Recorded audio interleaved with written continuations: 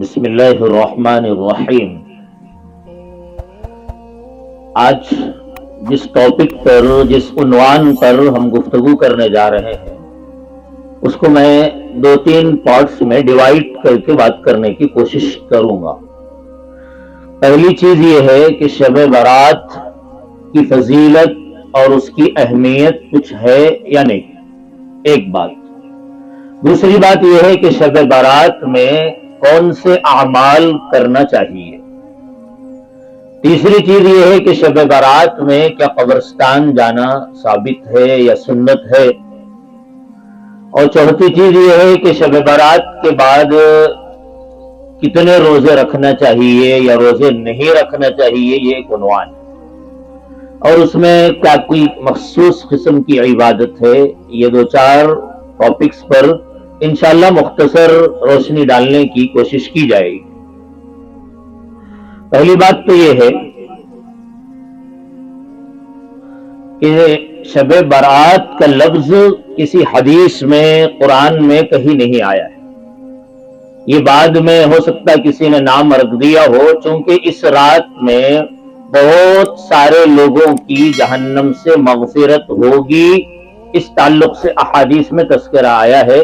برات کے معنی آتے ہیں آزاد کرنے کے، چھوڑ دینے کے، اس کو برات کہا گیا۔ جہنم سے چھٹکارا پاتے ہیں لوگ، اس وجہ سے اس کو برات کسی نے کہہ دیا ہو۔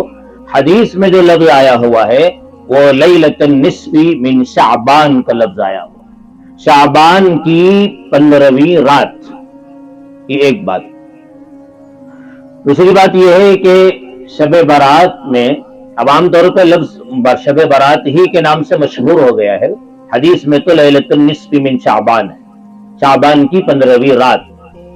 اس کی کیا فضیلت ہے، اس سلسلے میں بعض علماء یہ کہتے ہیں کہ اس کی کوئی فضیلت نہیں، بعض علماء، لیکن امت کے اکثر علماء، زیادہ علماء، جس کو عربی میں جمہور علماء کہتے ہیں، جیسے ہمارے پاس ڈیموکریسی ہوتی ہے تو زیادہ لوگ جس طرف جاتے ہیں وہ لوگ جیت کر آتے ہیں، ایسے 90% علماء امت کے، جن کو جمہور علماء کہا گیا ہے، وہ یہ کہتے ہیں کہ اس رات کی فضیلت ثابت ہے، ایک نہیں کئی احادیث سے ثابت ہے۔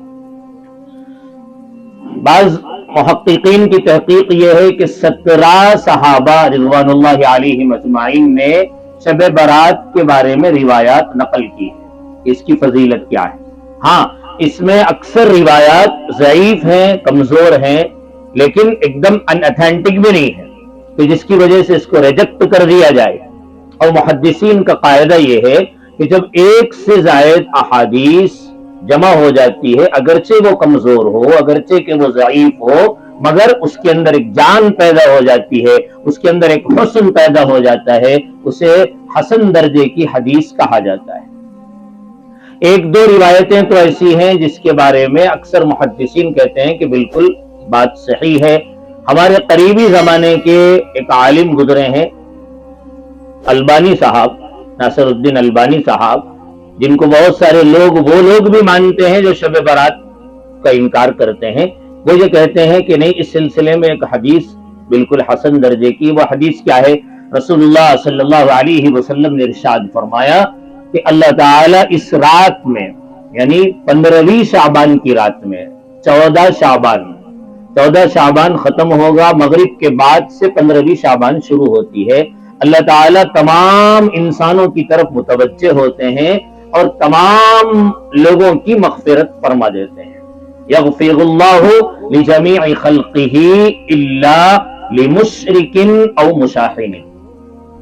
ایک حدیث، یہ پکی حدیث ہے، اس کو سب نے تسلیم کیا ہے۔ اللہ تعالیٰ تمام انسانوں کی مغفرت فرماتے ہیں سوائے مشرک کے اور کینہ پالنے والے کے۔ اب مشرک کا مطلب آپ سمجھتے ہیں، ایک سے زائد مرتبہ یہاں بات آ چکی ہے۔ مشرک کہتے ہیں اللہ کے علاوہ کسی اور کی عبادت کرنے والا، اللہ کے علاوہ کسی اور کے سامنے سر جھکانے والا، اللہ کے علاوہ کسی اور کے سامنے ہاتھ پھیلانے والا، اللہ کے علاوہ کسی اور سے نفع اور نقصان کی امید رکھنے والے کو مشرک کہا جاتا ہے۔ اس رات میں مشرک کی مغفرت نہیں ہوتی۔ اور دوسرا آدمی وہ ہے جس کے سینے میں کینہ ہے، بغض ہے، دوسروں سے دشمنی ہے، عداوتیں ہیں، نفرت ہے، وہ اپنے سینے میں کینہ پالتا ہے، ایسے آدمی کی آج کی رات میں مغفرت نہیں ہوگی، یہ فرمایا۔ ایک حدیثی ہے جو بالکل اتھینٹک کہا جا سکتا ہے اس کو۔ بعض دوسری روایات بھی ہیں جو ضعیف درجے کی ہیں، اس میں ہے کہ اللہ کے نبی علیہ الصلوۃ والسلام نے ارشاد فرمایا، اللہ تعالیٰ مغرب کے بعد ہی سے آسمان دنیا پہ آ جاتے ہیں۔ آسمان دنیا کا مطلب یہ آسمان ساتھ ہیں، یہ آسمان جو نظر آ رہا ہے یہ آسمان دنیا ہے، اس پر اللہ تعالیٰ آتے ہیں اور آواز لگاتے ہیں، ہے کوئی مجھ سے مغفرت چاہنے والا کہ جس کے گناہوں کو میں معاف کروں، ہے کوئی مجھ سے رزق کا مانگنے والا کہ جس کو میں رزق عطا کروں، ہے کوئی مصیبت میں گرفتار کہ جس کو میں عافیت عطا کروں، اور یہ صبح تک یہ آواز لگتی رہتی ہے۔ یہ ایک دوسری حدیث ہے جو میں نے نقل کی، اس سے معلوم ہوتا ہے کہ رحمت خداوندی قریب آتی ہے، متوجہ ہوتی ہے بندوں کی طرف۔ یہ روزانہ ہی ہوتا ہے تہجد کے وقت میں، لیکن اس رات میں مغرب کے بعد سے یہ عمل شروع ہو جاتا ہے۔ ایک تیسری حدیث ہے، اگرچہ ضعیف ہے مگر امام ترمذی نے اس کو نقل کیا، بہت سارے صحابہ نے اس کو نقل کیا، بہت ساری کتابوں میں نقل کی گئی ہے۔ اما جان حضرت عائشہ صدیقہ رضی اللہ تعالی عنہا فرماتی ہے کہ ایک رات آپ صلی اللہ علیہ وسلم میرے پاس لیٹے ہوئے تھے، اچانک میں نے دیکھا کہ اللہ کے نبی علیہ السلام آہستہ سے اٹھ کے باہر گئے، تو میں یہ سمجھی کہ اللہ کے نبی میرے علاوہ کسی اور بیوی کے پاس جا رہے ہوں، آپ کی ایک سے زائد بیویاں تھیں، تو مجھے شک ہوا۔ عام طور پہ سوکنوں کو اس قسم کا شک ہو جاتا ہے۔ تو اللہ کے نبی علیہ السلام جب گئے تو میں بھی چپکے سے آہستہ سے پیچھے نکلی اور دیکھنے لگی کہ اللہ کے نبی کہاں گئے۔ اللہ تعالیٰ آپ سب کو، ہم سب کو مدینۃ النبی صلی اللہ علیہ وسلم پہنچائے، بار بار پہنچائے۔ آپ جب مدینہ جائیں گے تو جو لوگ مدینہ گئے ہیں وہ جانتے ہیں کہ اللہ کے نبی علیہ السلام کا جو کمرہ تھا، حجرہ عائشہ جو ہے، اس سے تھوڑا سا ایسے باہر نکلتے ہی بس اتنی دور پر قریب میں تھوڑا سا قبرستان ہے جس کو جنت البقیع کہا جاتا ہے، وہاں اللہ کے نبی تشریف لے گئے، اور وہاں جا کر کے اب یہ پیچھے پیچھے گئی آہستہ آہستہ، تو اللہ کے نبی بہت دیر تک ٹھہرے رہے، اور آپ نے وہاں کیا کیا اللہ کو معلوم۔ اللہ کے نبی علیہ السلام بہت دیر تک ٹھہرے رہے، یہ بھی دیکھتی رہی، جب آپ پلٹے تو آپ سے پہلے یہ پلٹ کے تیز تیز چلتی ہوئی اپنے کمرے میں آئی اور لیٹ گئی۔ ایسا انہوں نے محسوس ہونے دیا، فیل ہونے نہیں دیا کہ میں اٹھ گئی تھی، باہر گئی تھی، بالکل آ کے اوڑھ کے لیٹ گئی۔ اللہ کے نبی علیہ السلام نے محسوس کر لیا کہ حضرت عائشہ تشریف لائی تھی، وہ آپ آئے، اور آنے کے بعد جب آپ بیٹھے بستر پہ تو آپ محسوس ہوا کہ جب آدمی تیز چلتے ہوئے آتا ہے تو سانس پھولنے لگتی ہے۔ حضرت عائشہ کی سانس پھول رہی تھی۔ آپ نے فرمایا، عائشہ کیا تم یہ سمجھ رہی تھی کہ اللہ اور اس کا رسول تمہارے ساتھ خیانت کریں گے؟ میں تم کو دھوکہ دے سکتا ہوں؟ تمہارے اوپر ظلم نہیں ہوا۔ پھر اللہ کے نبی آپ کہاں چلے گئے تھے، کیوں چلے گئے تھے؟ حضرت عائشہ نے پوچھا تو آپ نے فرمایا، عائشہ نہیں جانتی، آج شعبان کی 15ویں رات ہے، آج کی رات میں اللہ تعالی قبیلے بنو کلب کی بکریوں کے بالوں کے برابر انسانوں کو جہنم سے آزاد کرتا ہے۔ یہ قبیلے بنو کلب ایک بہت بڑا قبیلہ تھا، اس کے پاس بکریاں بہت زیادہ ہوتی تھی، بہت زیادہ بکریاں، ایک بکری کے بال کو ہی کاؤنٹ کرنا مشکل ہے۔ تو جب اتنے بکریاں ہیں تو ان کے بال کتنے ہوں گے؟ تو گویا کہ انکاؤنٹیبل لوگوں کی آج کی رات میں اللہ تعالیٰ جہنم سے برات کرتے ہیں، مغفرت فرماتے ہیں، جہنم سے اس کو چھٹکارا دیتے ہیں۔ سوائے پھر آپ نے کچھ نام گنائے، اس حدیث میں اور ایکسٹرا نام ہے۔ پہلے جو میں نے حدیث نقل کی تھی اس میں تھا کہ شرک کرنے والا اور کینہ رکھنے والا، اس حدیث میں اللہ کے نبی نے اور نام گنائے، ماں باپ کی نافرمانی کرنے والا، شراب کا پینے والا، اور بھی بہت سارے نام آپ نے گنائے، رشتوں کو قطع کرنے والا، ان کی مغفرت نہیں ہوتی فرمایا۔ تو یہ چند روایات ہے شب برات کے عنوان پہ، اس سے یہ معلوم ہوتا ہے کہ شب برات کی فضیلت ہے، وہ ثابت ہے۔ البتہ یہ ہے کہ اس رات میں کوئی مخصوص عمل ثابت نہیں ہے، بعض لوگ اس کے اندر کچھ اضافہ کر دیے، انہوں نے افراد کر دیا۔ اب بعض لوگوں نے یہ طے کر دیا کہ آج کی شب برات کے اندر اور یہ عبادت بھی کرنا چاہیے، اتنی رکعتیں پڑھنا چاہیے، اتنی رکعتوں میں یہ سورتیں پڑھنا چاہیے، یہ کسی حدیث سے ثابت نہیں ہے۔ اتنا ثابت ہوتا ہے روایات کے مجموعے سے، پوری حدیثوں کو اگر جمع کیا جائے تو اس سے اتنا ثابت ہوتا ہے کہ اللہ کے نبی علیہ الصلوۃ والسلام نے شب 15ویں شعبان میں آپ نے دعا کی، اپنے لیے دعا کی، مردوں کے لیے دعا کی، استغفار آپ نے کیا، اتنا ثابت ہوتا ہے۔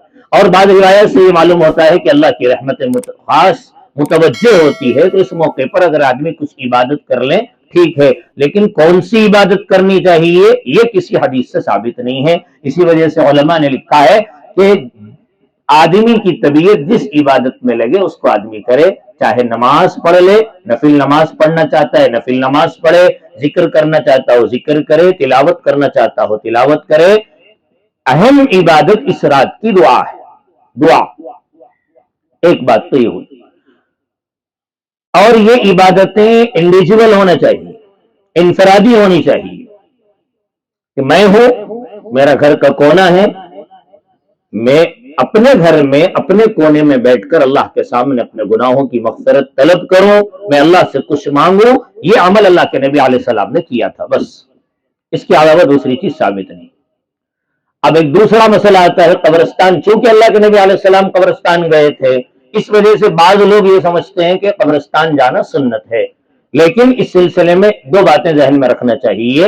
وہ یہ ہے کہ اللہ کے نبی علیہ السلام پوری زندگی میں صرف ایک مرتبہ قبرستان گئے تھے، اس رات میں ایک مرتبہ۔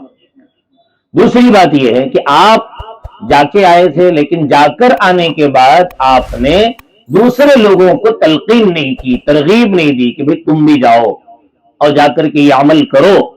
اس سے یہ معلوم ہوا کہ یہ کوئی ضروری عمل نہیں ہے، یہ کمپلسری نہیں ہے، یہ واجب نہیں ہے۔ مفتی شفیع صاحب عثمانی رحمت اللہ علیہ ہمارے پڑوس ملک کے ایک بڑے مفتی ہیں، وہ فرماتے ہیں کہ اللہ کے نبی علیہ السلام چونکہ زندگی میں ایک مرتبہ گئے تھے، اگر کوئی آدمی ایک مرتبہ بھی چلے جائے گا تو بس نبی کی سنت پہ عمل ہو جائے گا، ہر سال جانا اس کے لیے ضروری نہیں ہے۔ یہ ایک دوسری بات تھی۔ تیسری بات، روزے رکھنا چاہیے یا نہیں، اس سلسلے میں ایک حدیث آئی ہوئی ہے، حضرت علی رضی اللہ عنہ راوی ہے، فرماتے ہیں اللہ کے نبی نے فرمایا، ابن ماجہ کی ایک ضعیف روایت ہے، قوموا لیلہا وصوموا یومہا، رات میں جاگو، رات میں کھڑے رہو، قیام، اور دن کا روزہ رکھو فرمایا، یعنی جس رات میں آدمی جاگے اسی دن صبح میں سحری بھی کر لے۔ لیکن چونکہ روایت اتنی مضبوط نہیں ہے، اتھینٹک اتنی نہیں ہے، اس وجہ سے علماء نے اس کو یہ کہا کہ یہ سنت نہیں ہے، فرض نہیں ہے، واجب نہیں ہے، اس کو مستحب کہا جاتا ہے۔ مستحب کا مطلب ہے اگر کوئی آدمی رکھ لے گا تو ثواب ملے گا، نہیں رکھے گا تو کوئی حرج نہیں ہے۔ البتہ یہ ہے، بعض علماء فرماتے ہیں اس روایت کی بنیاد پر نہیں، شب برات کی بنیاد پر نہیں، چونکہ دوسری وجوہات سے بھی شعبان کے مہینے میں کثرت سے روزے رکھنے کا حکم ہے۔ اس وجہ سے اگر کوئی آدمی شعبان کے روزے سمجھ کر رکھ لے گا تو انشاءاللہ ثواب ملے گا، کیونکہ شعبان کے مہینے میں اللہ کے نبی علیہ السلام کثرت سے روزے رکھا کرتے تھے، اور ہر مہینے 13، 14، 15 تاریخ کو بھی آپ روزے رکھا کرتے تھے۔ تو یہ 15ویں دن کا روزہ ہے، 15 تاریخ کا روزہ ہے، تو اللہ کے نبی کی سنت میں یہ داخل ہو جاتا ہے۔ ہر مہینے کے اعتبار سے اس کو شب برات کے ساتھ اگر اٹیچ نہ بھی کریں تب بھی وہ 15ویں تاریخ، اللہ کے نبی علیہ السلام ہر مہینہ روزہ رکھا کرتے تھے، اس بنیاد پر رکھا جا سکتا ہے۔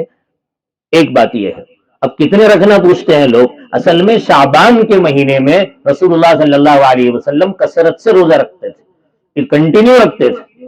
کبھی کبھی تو ایسے محسوس ہوتا تھا کہ آپ پورا مہینہ روزہ رکھیں گے، اتنا روزہ رکھا کرتے تھے آپ۔ شعبان کے مہینے میں روزہ رکھنے کی فضیلت ہے، اس کو شب برات کے ساتھ اٹیچ کر کے دیکھنا اتنا زیادہ موضوع نہیں معلوم ہوتا ہے، لیکن اگر کوئی رکھ لے گا تو ضعیف حدیث کی وجہ سے وہ مستحب ہے، اس کا انکار بھی نہیں کیا جا سکتا ہے۔